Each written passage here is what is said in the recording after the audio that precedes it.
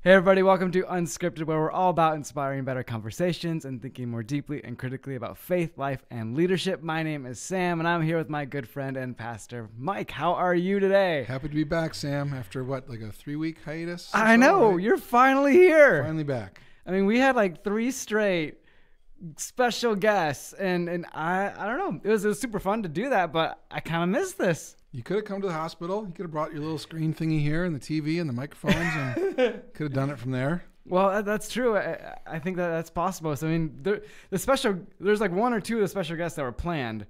But then, like, at the end, like, we had to do it because you were not doing well. So my question for today is this. So you almost died. That's literally the question. Yeah, I don't know how close almost is. They threatened it, They sure did. Like, so yeah, the doctor basically said, if you leave, you're going to die. But he was a doctor. He's trying to be scary and stuff. So, yeah. He's being official and, that's all really good. But I don't know. I don't know how close to actual death I was, but they did threaten it, yes. How does it feel to have that threatened? It was a little weird. The first time it was said was at the urgent care place, and they're like, you better get to the emergency room fast or you could die. So I never really heard that before.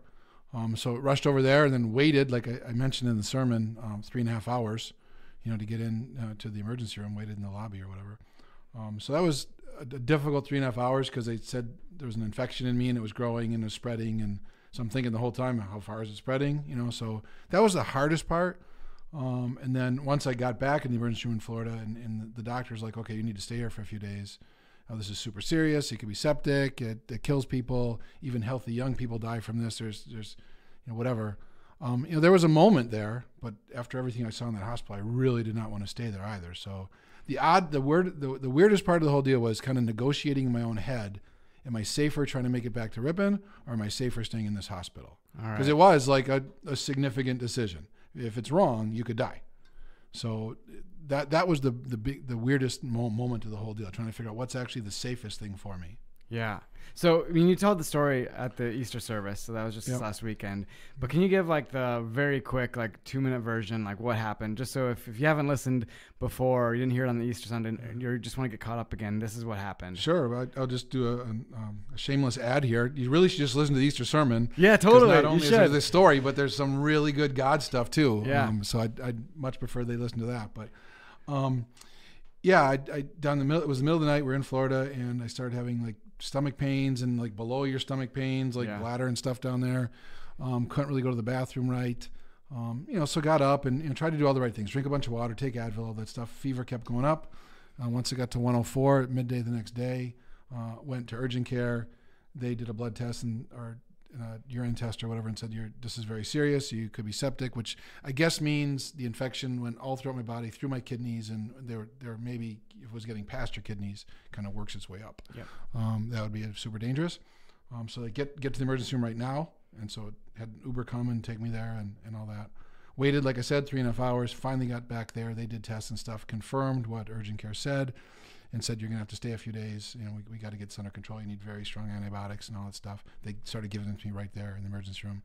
But it was going to be hours until the next dose of antibiotics. And I was like, I'm flying home like in 8 hours. I have a ticket. I feel safer just trying to get home. So the doctor, we battled back and forth a little bit about it. And then finally I signed myself out.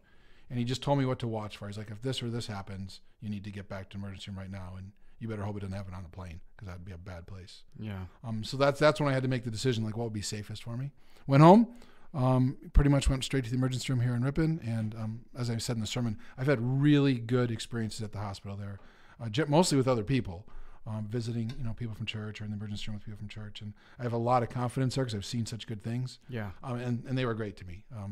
I've joked in sermons before, nurses are my favorite people in the world. For sure. People kind of think that's like a weirdo thing. No, but it makes sense. Like a weird attraction or something, but it's not. Like, I'm pretty old. I've dealt with every profession many, many times in my life, and I have yet to have a nurse that I didn't think was great. And I've had like good teachers, not good teachers, good doctors, not good doctors, everything, right? Good plumbers, not good plumbers, all of it. But for me, in my experience, I've only had really good nurses. And it happened again. They're just amazing, so smart, so caring, so patient. It blows my mind. They got to deal with sick and crabby people all day. They got to deal with doctors all day and still do such a good job. So I just have this immense respect for nurses. So that part was kind of fun to see them do their job and do it so well and be impressed by it. That was cool. Yeah, that's pretty remarkable.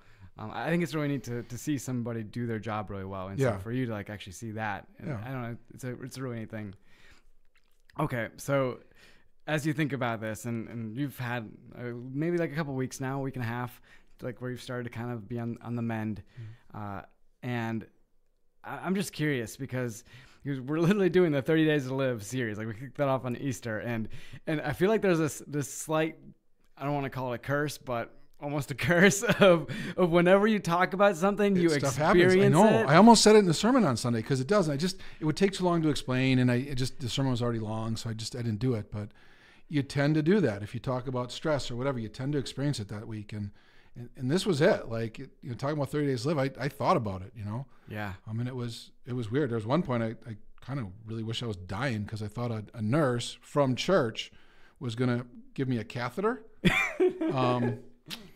First of all, if you can help it, never get a catheter. And not that no one ever gets it by choice, I'm sure, but it's not that pleasant. I'll say that.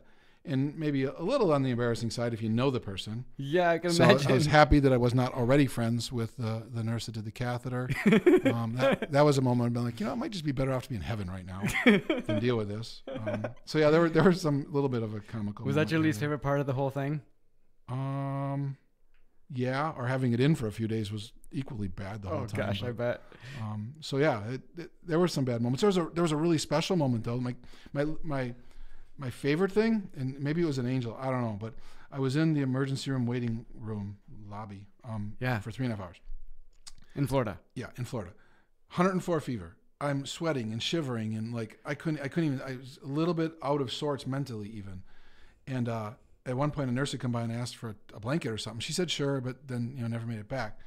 And while I was there, I was looking across the way. They had people sitting kind of far apart because of COVID, but there was a very elderly lady in a wheelchair who did not look like she was doing very well, and her daughter who was pretty old, like me or older, and I could see her trying to love her mom, and she was calling relatives, and it looked very serious. And I wanted to go pray for her. That's what I would normally do in life, like go sit down and ask if I could pray. And but she was across the room, and I just didn't feel like I could stand up and make it there. And so I just kept praying for her, like there in my seat. And then I noticed the lady with her mom was praying the rosary. And I grew up Catholic. I'm familiar with that, and she thought that was very significant, I'm sure. So I tried to sort of pray along with her as she prayed the rosary for her mom. So it was a moment, right? Like I was caring for this elderly lady, and they took her in the back, and her daughter went with her, and I thought they were gone for the day. Well, like a half hour later, the lady with her mom came back, and she had a blanket with her that she got from somewhere in the hospital that was like a warmed blanket like they have in hospitals. And she brought it for me. And she's like, I couldn't take it anymore. I saw you here shivering and no one helping you, and I just had to find this for you. So it was like, I thought I was trying to help them by praying, and like she actually took the step, like was so kind. I don't know how she got it. I don't know who she talked to. I don't know if she snuck one out somewhere, but she did it, and it helped me get through the next hour.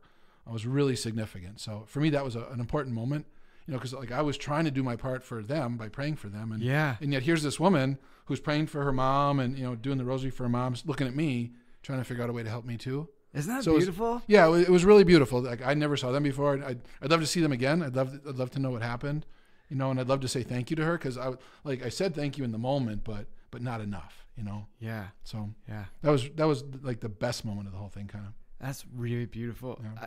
I don't know if I ever told you this. I think I told you this a while back. It was like a few summers ago. I was at like the orchard? Farm. Yeah, the orchard, the apple farm. Yeah. Literally, like, I think that's funny that you can remember it. I almost choked and like I couldn't breathe for a second. And some guy randomly comes and gives a Heimlich. It was like the most wonderful thing to say thank you. I like found him like 3 times and said thank you to the guy. No, like, thank you. Like, dude, it's fine. Did you get him a caramel apple, or you should have got him an apple pie? Like, yeah, totally. I should have. That place has good apple pie. They do have great apple pies. Little Farmer, right? Yeah. That's wild. But anyways, it makes me think about that moment of like there's people that just show up all of a sudden, and like I don't know. As a pastor, I sometimes think about myself as the person that's helping others a lot, and whenever it happens where the coin is flipped and somebody just goes out of their way to help you, it's really humbling and beautiful. It's a really cool thing. Yeah. And it's just neat that you experienced that. Yeah, that woman in just a small way there in a waiting room did an amazing thing that day. So it inspired me for myself even to look for ways to do special things for people just in my normal life. Not as a church employee, but just as a guy. Yeah. You can do really amazing things for people in just very powerful ways, just as you go about your day. And it seems maybe for her, maybe it was kind of small. I got to do the blanket, She probably didn't think that much of it, but here it is 2 weeks later and I'm still thinking about her. Yeah. It was really, really cool. So it's inspiring. I hope it inspires people hearing this. I hope it inspires them to do special things. There's something really, really cool about that. Yeah. Okay. That's awesome. That's a really cool part of the story. But I want to ask about something that, we're talking about 30 Days to Live. And the thing that's been in my mind as I've been thinking about that is there's a moment where you realize you're not going to live forever. And when you actually can put yourself in that place, you have different thoughts. You think about things differently. Mm-hmm. And I'm curious, in the moments that you had that, what did you think about? Okay, there were a couple. When the doctor first told me, super serious, he could die, waiting in the waiting room for so long gave me time to think. And then on the plane, things were kind of bad for a bit. And so I was thinking and all 3 times the same things kept coming. Like, I actually feel pretty good about my life. Yeah. I've really enjoyed my life. So many amazing things. If my time is up, I'm kind of okay with it, actually. I'm not afraid to die. I'm pretty excited to meet God. Pretty excited to find out what heaven's like. So that part didn't really bother me at all. But I kept thinking that there's numerous people here in my life, at church and my family, that I really, really care about. And I just still would like to be around to do things for them. To be a positive person in their life. So I was kind of worried about that. It's like, oh, well, if I'm gone, then who's going to do this for so-and-so or whatever? And I don't know. It's just, I guess that's just your love for other people coming through a little bit.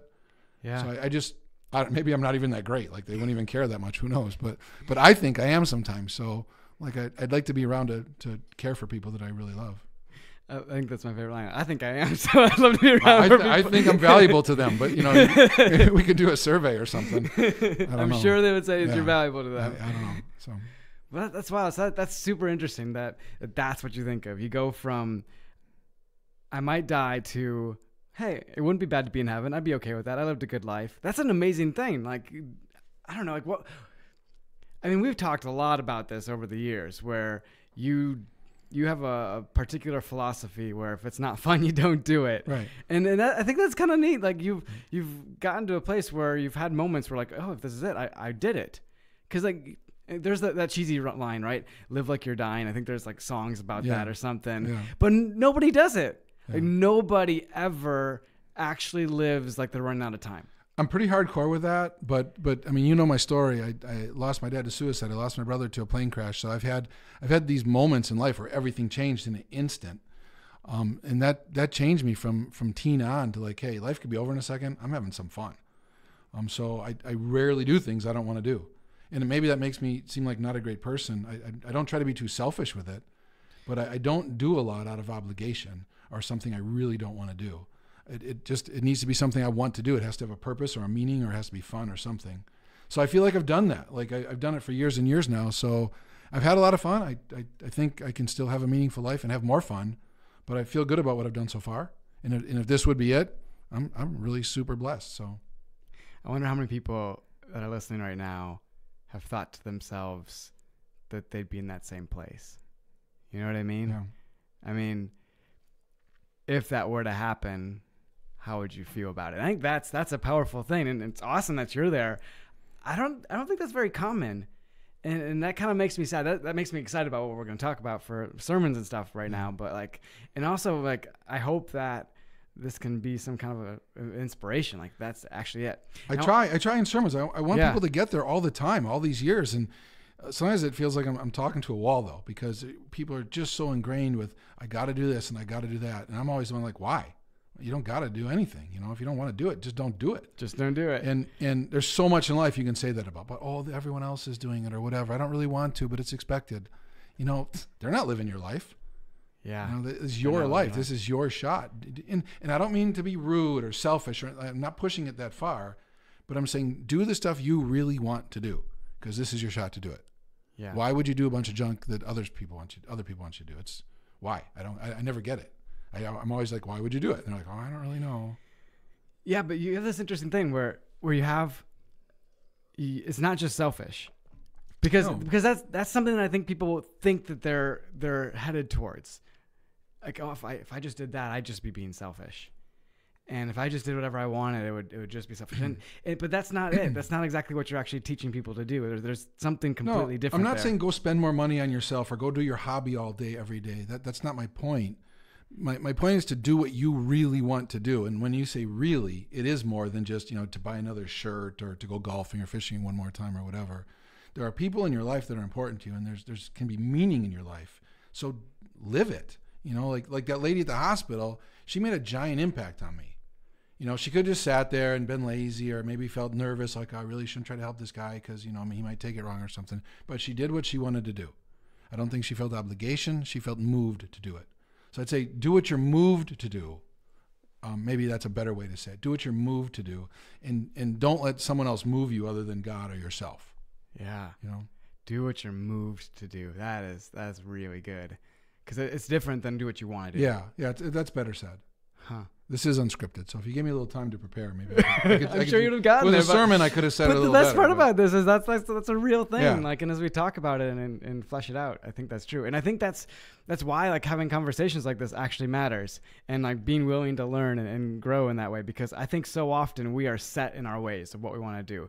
I was reading something earlier that because of the pandemic, people are more likely to change their jobs, change their life, change their whatever, because when you're in a certain pattern for a long period of time, you can get to the point where it takes a lot of effort to get out of it. Yeah. But because of last year and how crazy it's been and all the different factors, people are likely having been jolted out of that pattern and that rut. And I'm curious, like, as you think about that, like, when you think about living like you might die or like you have 30 days left, do you think that you can get people to that place? Or how do you get to that place where you actually make that choice? I mean, well, first of all, you talk about the rut, and I think sometimes people can get a rut and they go ahead and make even worse decisions for themselves. For sure. Like they're just like sick of their job or sick of their church or sick of their friend or their loved one or whatever, and then make even a dumber decision. Yeah. So when you talk about getting out of a rut, it's like, what can I do that's actually meaningful? That's the difference. And it's back to like what you're moved to do. Like if you're uptight about your work situation or your family situation, whatever, do something meaningful to make it better. Yeah. Maybe you just don't run from it, but you apply yourself to it.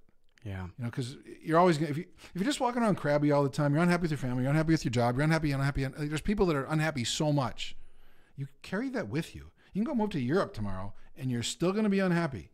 You take it with you. Yeah. So you have to change your perspective first. It's your life. So fix it. Yeah. Like fix it. Make a choice that's going to make it better. And running away isn't the right choice. Most definitely. Wherever you go, you go along. There you are, right? Yeah, that's it. Wherever you go, there you are. Excellent. It's super true. Yeah. Oh man, it's so good. So there's so many things about this, but I mean, we could go on and on. I'm trying to think of what the last little bit I want to get at with this, because I think it's so crazy. I think you were telling me this morning that like you almost got run over or something. Yeah. I had a doctor appointment today, and I was at a stop light in Oshkosh, and it was green. Yeah. And so I was pulling out, and like at 30 or 40 miles an hour right in front of me, a dump truck loaded with rocks went through a red light. And I mean, I stopped. It wasn't like super close. I was 5 or 10 feet away, but like, what is going on? No kidding. That's crazy. And it was from my side too. They would have squished me, and I was like, okay, I don't know if this is supposed to be a sign or what, but I'm doing something fun tonight just in case. I think you should do something fun. If the truck gets me tomorrow, tonight's better be fun. Oh man, that's so great. So okay. So if anyone's expecting me to like come over and cut their grass or some sort of thing, like I'm not doing it tonight. I'm doing something fun. Or you better be really good at moving you to do it. Yeah, right. It has to be super Unless meaningful. God tells me to cut someone's grass by like writing it in the sky, I'm not cutting grass tonight. Get to work. Yeah. That'd be pretty crazy. That'd be a fun story. Yeah, right. If he does, that'd be cool. That's next week's sermon. Then. There you go. God wrote in the sky. When God writes in the sky. It'd be a movie. Okay, so I mean, we don't all get that experience. I mean, at some point we all get the experience of getting to the end of our life. I mean, that's going to come, even though we often live like we're oblivious to it. It's going to come. It's going to happen. What would be your advice? Like, what would be the few bits of information that you could give if you get to sit with somebody and say, hey, here it is. It's going to happen. Here's how you get to the place mentally, emotionally, in your heart, whatever you want to call it, where you can actually live like that now. Like, what are the tricks mentally you take? And then, maybe not tricks, but like the things that you actually think about in that way. I think the first thing for anyone is self-reflection. Are you just trying to exist? Or are you actually living? Huh. Are you just trying to exist? Like you made it through your work week and you paid your bills and you changed the diapers, and what are you making it through for? Like sometimes there's just a bad week in life, right? Like sometimes you got to make it through a week to get to the next week because there's just a bad week. You know, your kids are sick or work's a tough week or whatever. That's fine. But if week after week you're just existing, what is your purpose? Yeah. So maybe step back and think like, what would it mean for me to really live? What would it mean for me to really live? Like, how could I actually make a difference and feel good about it? Is that what you think really living is, making a difference? Why else are you here? Yeah, I don't know. Otherwise, what? It's just for fun? I guess then you should just start robbing everyone, taking all their money and spending it. Like if you're only here for fun and there's no morality, it's just fun.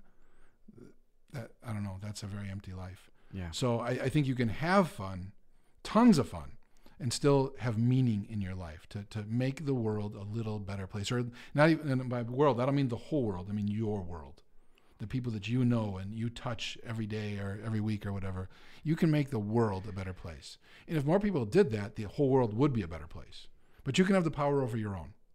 You can be kind. You can be giving. You can be generous. You can be understanding. You can be forgiving. You can be a light in so many people's lives just by living your own life and living it with zest instead of just existing.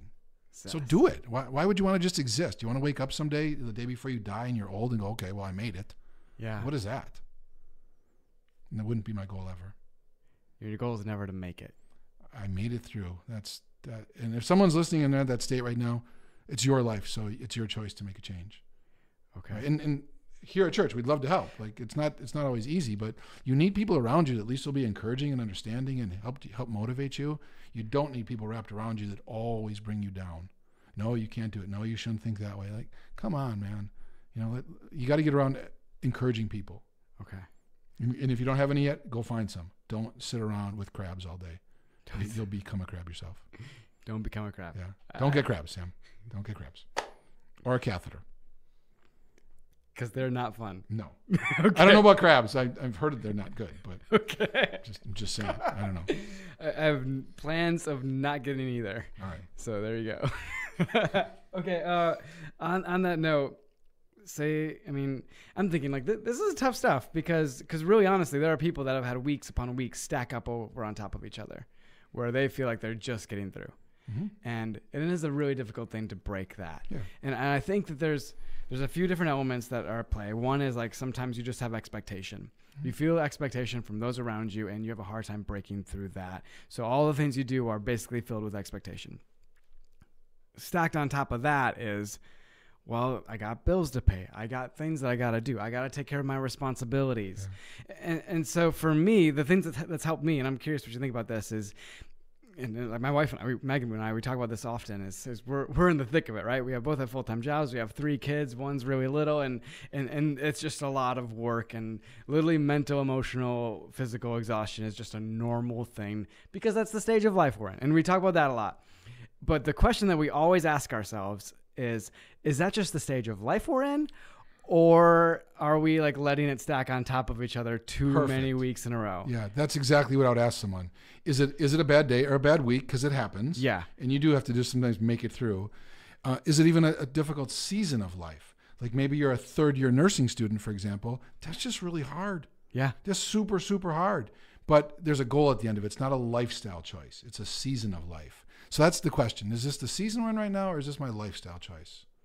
And then you got to answer that for yourself. And like, you with 3 little kids, it's a season. It's going to be tough, but you'll get through it. Totally. And then within the season, though, you have to even make wise choices. Like, okay, it's time to get the kids to bed a little early tonight. They don't even tell time, so there you go. put them to bed early, and get out the I know how you guys roll, like the cheese and the pear slices and a glass of wine, and that's it. And what's your favorite show right now? We finished Ted Lasso. Ted Lasso. Okay, so that was so good. Maybe it's a show or some music, or you take a walk or whatever. Even in the midst of a season, you can have really great moments. Yeah, that's exactly. But if you're not looking for great moments, then you're just existing. And like it's been a weird year. Like even like going out on a date or like getting out of the house, like with it's just the two of you, is a really tough thing right now. It's getting better, and we're actually making plans for that. But that's the thing, is you have to take stock. Otherwise, your life just is a series of getting through it. Yeah.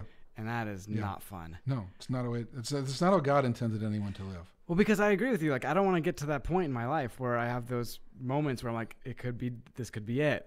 And I've had a couple random ones. Those are like really quick. And when those moments come, I don't want to think, oh man, I wish I would have. Yeah. And that's the scary question. Yeah. I wish I would have. Right. So you got to get your head right. Yeah. You don't want that. Like for example, I talked to a young guy at the hospital. He was working there. He's a high school student, but he wants to be a doctor someday. So like he gets time out of high school to go work at the hospital to learn hospital stuff because he wants to be a doctor someday. And we talked. He's a great kid. It was so impressive. But he talked about like he's got like 12 years more of school or whatever before he can be a surgeon. And he's like, I know it's gonna be really hard, but then he mentioned like his own ways to have fun within it. Yeah. Despite being like 16, there was a dude who had his head on right. I'm gonna work really hard. I need to work hard, but I know also how to have fun along the way. So I had great hope for him. Like, seemed super smart, seemed to have his head on straight. Probably be amazing, an amazing doctor someday. Totally. Versus the dour, like down and gloomy, life is so tough. And sure it's tough, but you can still find ways. If you're the third year nursing student, bust your butt all week long so that you have Sunday free, and Sunday you can relax and go to the beach or whatever it is that's fun for you, Yeah, you got to work a little harder the rest of the days, but you still have that fun in your week versus kind of just laming it through the whole week. Yeah. Yeah. I love it. So, just to sum it all up for us as we finish up, there's something cool about being able to get to the end or have that moment and think, you know what? I know God loves me. I'm going to be in heaven. I have no fear for that. At the very same time, I know I lived well for him, with meaning, being moved, doing the things that I know I was made to do. I have no regrets. And that like little spot right there is something beautiful. And I think it's something to aspire to. And we're not going to do it perfectly, but you can do your best at it. Yeah, and I've made so many mistakes along the way. Sure. I don't mean to portray that I've had this amazing life. I've had this giant impact on the world. That's not what I'm saying at all. But I've tried. Yeah. And I know I've made mistakes, and God knows I've made mistakes, but He also knows where my heart is and that I have tried. So that's why I'm so okay with meeting Him. Yeah. I know what He says about Himself in the Bible, and I do believe He's going to greet me warmly. And I do believe I can say to Him, I really did try my best, and I'm sorry for this list of screw ups. Yeah. And He's going to go, I know you tried, and I'm proud of you. That's what I'm hoping for, expecting. Yeah, expecting. I like that word. Yeah. That's awesome. Any last thoughts? Any last things you want to share about your last harrowing couple of weeks? I guess not. I'm just happy to be back. I guess be here. I've been at work now for a bit, and it's good to be back. It's good to have you back. Yeah. It was a weird office for a week and a half, like just not having you there, and like all you were in a couple of times when you got back, but like you like walk in and like stupor in and like stupor out. It was really good to have you here, and it's good to have you here now, and just Easter with you is awesome. So we were really grateful that you were able to do that.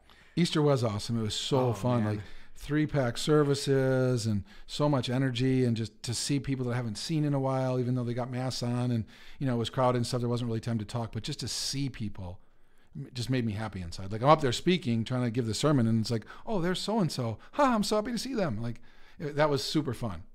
So I wish they could know my feelings for them, because I'd see them and I have these warm feelings, but you don't even get to talk, Yeah. So I wish I could have just like went around and hugged everybody or something weird. Well, you can tell them right now if they're listening, and you were here. We have like warm feelings of like just deep gratitude of being there with you and being able to share that together. That was really awesome. Yeah. Fantastic. All right. Well, I think that is enough to talk about for an Unscripted, and the first time having you back here after a little bit. I am excited about future episodes. We got some fun things planned in the next coming month or so. Some really cool ones. You won't want to miss that. Feel free to share this on Instagram at RCC Unscripted, or on YouTube, or on Spotify or iTunes. All those places where you can listen to this or share it with friends. We're just grateful that you guys are tuning in and being part of having better conversations and all this kind of stuff. So with that, thank you all, and we will see you next week.